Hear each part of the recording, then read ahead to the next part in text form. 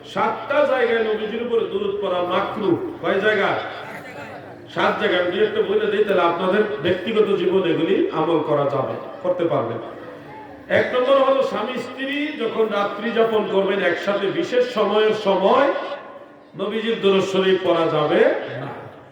2 নম্বর প্রস্রাব পায়খানা তথা হাজাতুল ইনসান, ওই সময়ে নবীর দুরূদ শরীফ পড়া যাবে না। 3 নম্বরে হাসি দিছেন, হাসি দিয়া আলহামদুলিল্লাহ বলবেন, কিন্তু ওই সময় আপনি দুরূদ শরীফ পড়তে পারবেন না। তারপরে 4 নম্বর হলো রাস্তা দিয়ে হাঁটতেছেন, হঠাৎ উষ্টা খাইছেন, হোঁচট খাইছেন, তখন আপনি ইন্না লিল্লাহ পড়বেন, কিন্তু দুরূদ শরীফ পড়া যাবে না। এরপরে 5 নম্বরে হলো একটা পশু জবাই করবেন, হালাল পশু জবাই করবেন, তখন বিসমিল্লাহি আল্লাহু আকবার বলবেন, কিন্তু ওই সময় নবীর দুরূদ শরীফ পড়া যাবে না।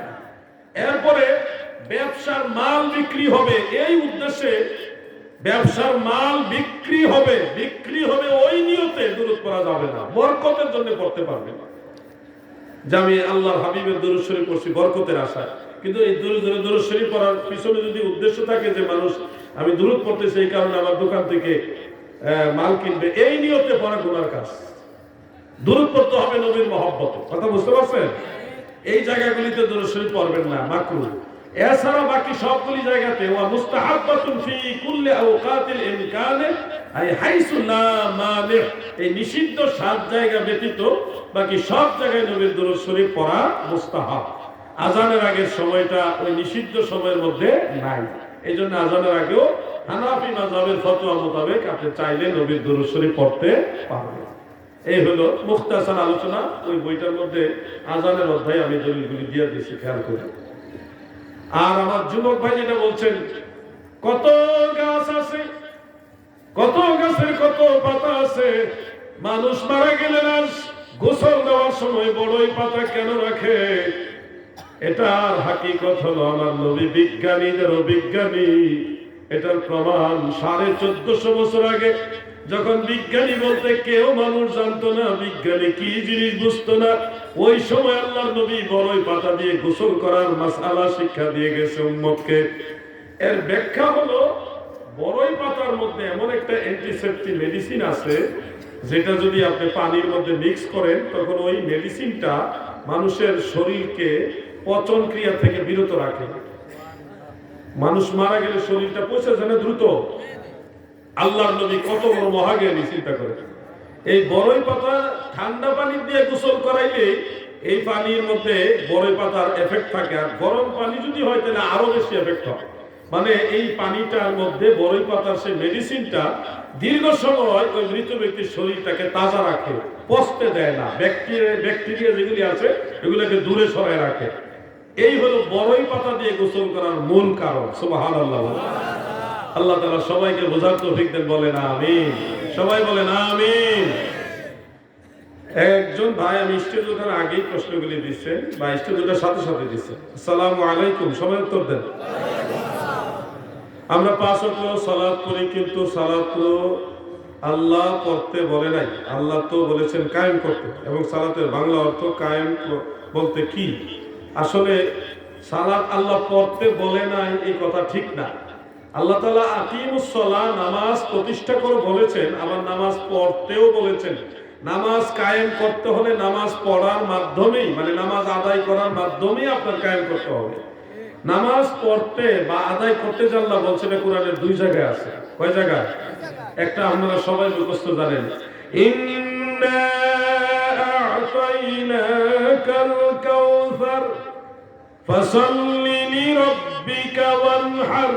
ফাসাল্লি লিরাব্বিকা, ফাসাল্লি, আপনি নামাজ পড়ুন। আল্লাহ কিন্তু নামাজ কায়েম করতে বলে নাই, এখানে বলছে নামাজ পড়ুন, নামাজ আদায় করুন।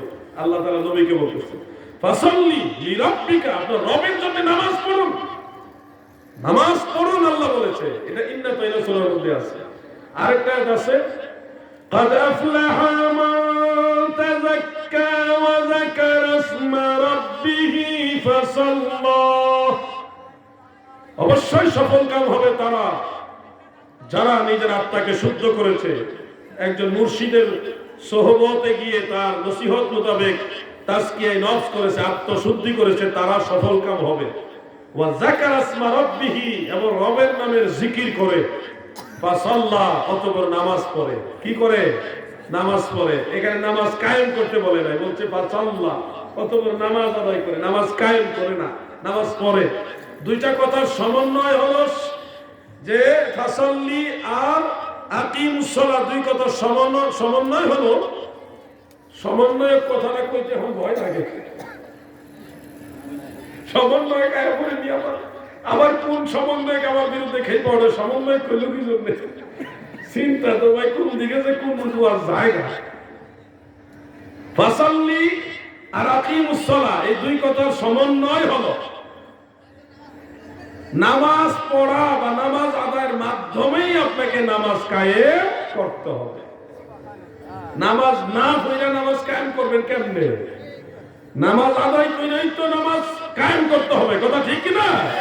এই হলো দুই কথা।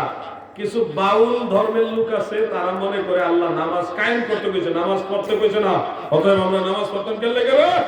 আল্লাহ কি নামাজ পড়তে কইছে? এই হইল তার দলিল। এটা লালন ধর্মের লোক, ভণ্ড। ভণ্ড কি ভণ্ডদের সাথে আপনারা আছেন? নামাজ ছাড়া কোনো তরিকা নাই।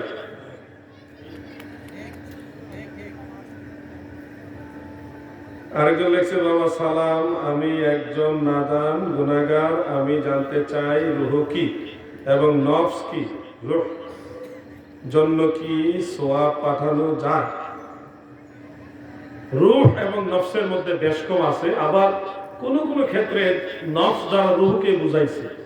তো আমি ওই বিস্তারিত আলোচনায় যাচ্ছি না।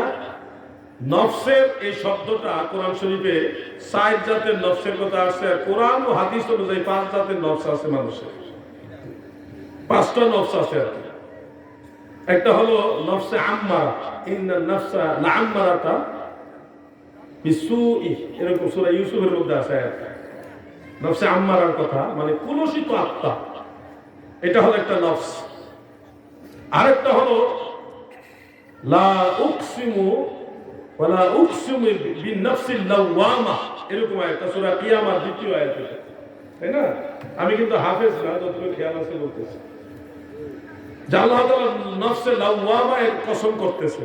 তার মানে আরেকটা নফস হলো নফসে লাওয়ামা।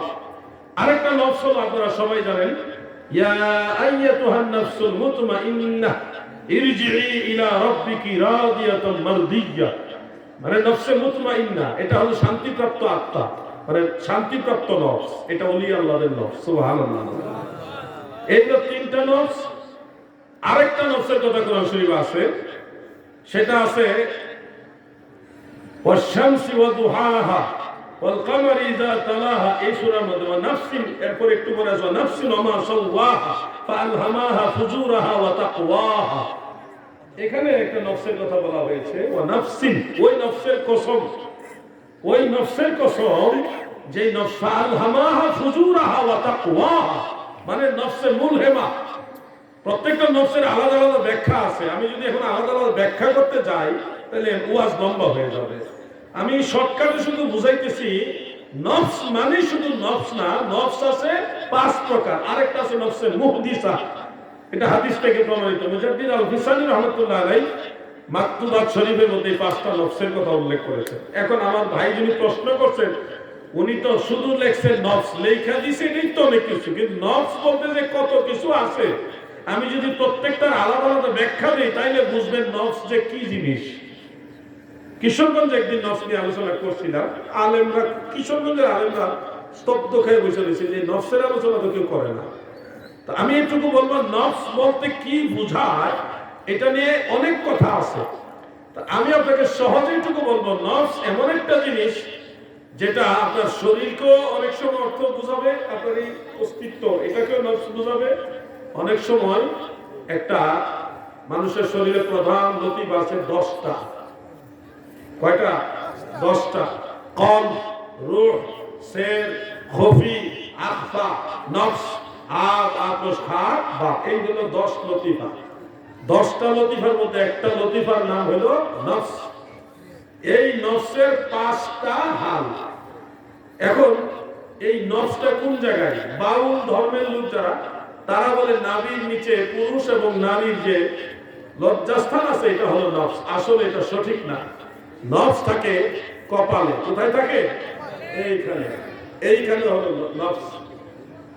তো এই ব্যাখ্যাগুলি তো আপনাদের জানতে হবে। কোন দলিলের আলোকে এগুলি আবার আলাদা আলোচনা আছে, আমি ওদিকে যাচ্ছি না। এরপরে রূহ কাকে বলে? বলি রূহ মিন আমরে রাব্বি, রূহ হলো আল্লাহ তাআলার আদেশ। হাদিস শাস্ত্রে গিয়ে দেখা গেছে রূহ হলো মাখলুক, একটা সৃষ্টি। তাফসীরে মাযহারির মধ্যে উল্লেখ, রূহ হলো নূরের একটা দেহ, নূরের দেহ, সূক্ষ্ম দেহ।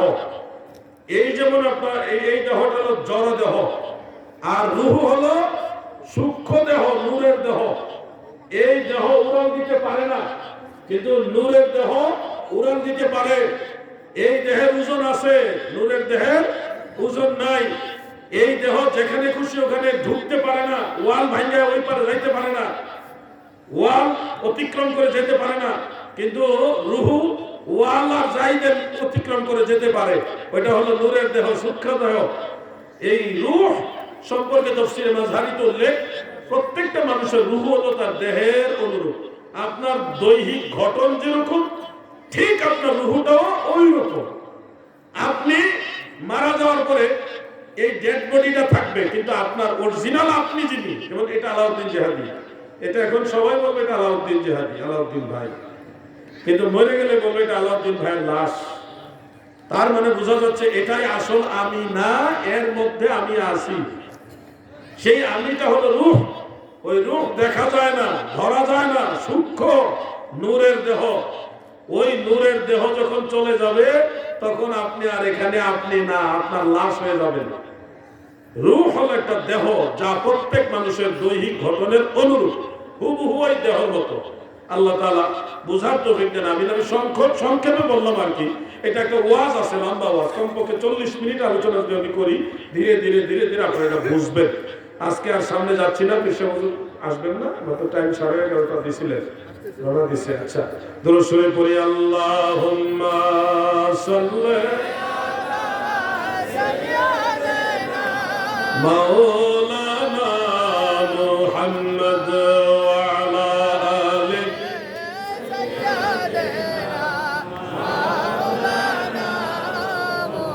বছরে একবার আপনাদের বরিশালে আসি। এই এক বছর একবারে আসলাম গরু নদীতে। আর এদিকে সাধারণত আমাদের কম আসা হয়, এদিকে আলেমুল আমার বেশি, তো বাইরের আলেম লাগে না, এলাকার আলেমরাই সব মানে সবকিছু কাভার দিয়ে দিতে পারে। তো আমার পাওয়া যায় না বলে, আমার যোগাযোগ করলে তো পাইবেন, একটু টাইমে যোগাযোগ করতে হইব। 1 সপ্তাহ 2 সপ্তাহ পরে মাহফিল বা 1 মাস পরে মাহফিল হঠাৎ করে আমি করলে তো আমি আইতে পারতাম না। তো একটু আগে ভাগে যোগাযোগ করলে, আব্দুর রব ভাই কই আছেন? আশেপাশে নাইতে আছে বলে, আব্দুর রব ভাই আছে, অথবা ইমামের রব্বানি দরবারের যেগুলো দায়িত্বশীল আলেম আছে, নিজেরা আছে, তাদের মাধ্যমে আমাকে লক্ষ্য করলে পাবেন ইনশাআল্লাহ। আগে ভাগে হঠাৎ করে 1 মাস আগে আমার করলে আমার হইতো না। কিন্তু বছর একবার আসি। আপনাদের বরিশালের মানুষ মেহমান প্রিয় মানুষ, অত্যন্ত আতিথেয় পরায়ণ মানুষ। তো আজকে ইলিশ মাছ খাওয়াইছেন, আমি ইলিশ মাছ খাই না, কিন্তু বরিশাল আইসি দিকে খাইছি। তো আপনাদের সবার প্রতি শুকরিয়া, কৃতজ্ঞতা জানাইতেছি। যিনি খাওয়াইছেন ওনারও জানাইলাম, আপনাদেরও জানাইলাম। বরিশালবাসীর আল্লাহ রিজিক আরো বাড়াই দেয়, বলেন আমিন। সবাই বলেন আমিন। দলমত নির্বিশেষে সব সুন্নি তরিকতপন্থী ভাই বাবারা ঐক্যবদ্ধ থাকবেন। শোনেন, একটা কথা মনে রাখেন, ওয়াহাবিরা কোনোদিনও আমরা আপন না। সে যদি আপনারা ভালোবাসে, মনে করবেন কোনো না কোনো স্বার্থ আছে, ভালোবাসতেছে।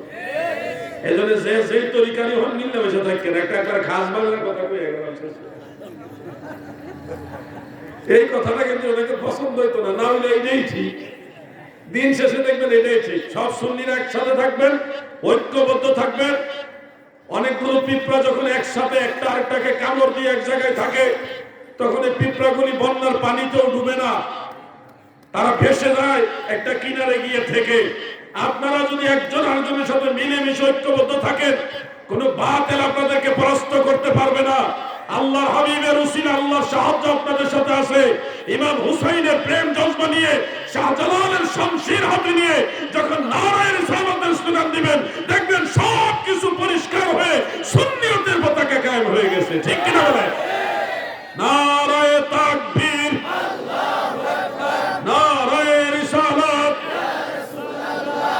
আহলে সুন্নাত ওয়াল জামাত আওলাদ রাসূলের আগমন